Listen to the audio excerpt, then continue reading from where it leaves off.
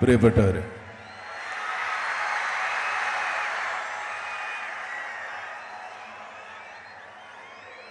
ഈ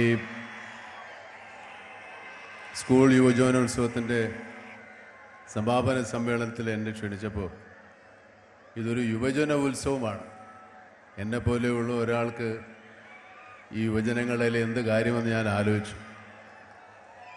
മിനിസ്റ്റർ നിർബന്ധിച്ച് പറഞ്ഞു, നിങ്ങളാണ് ഈ പരിപാടിക്ക് പറ്റിയ യോഗ്യനായ ആൾ. അങ്ങനെ അദ്ദേഹം കണ്ടുപിടിച്ചത് ഞാനിപ്പോഴും യുവാവാണെന്നുള്ളതാണ്. പക്ഷേ അത് കാഴ്ചയിലേ ഉള്ളൂ കേട്ടോ. വയസ്സ് 90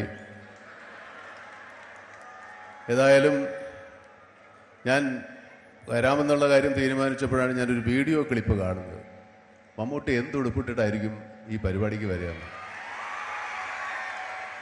അപ്പം ഞാൻ ഏതായാലും അതിനു മുമ്പ് ഒരു നല്ല പാൻറ്റുമൊക്കെ വെച്ച് അത്യാവശ്യം ഈ യുവാവാകണമല്ലോ, നേരെ ഒരു പുതിയ പാൻറ്റൊക്കെ തയ്പ്പിച്ച് ഒരു ഷർട്ടും വേണമെങ്കിൽ ഒരു കൂളിംഗ് ഗ്ലാസ് വരെ വെക്കാം എന്നുള്ള ധാരണയിൽ എല്ലാം റെഡിയാക്കി വെച്ചപ്പോഴാണ് ഞാൻ ഈ വീഡിയോ കാണുന്നത്.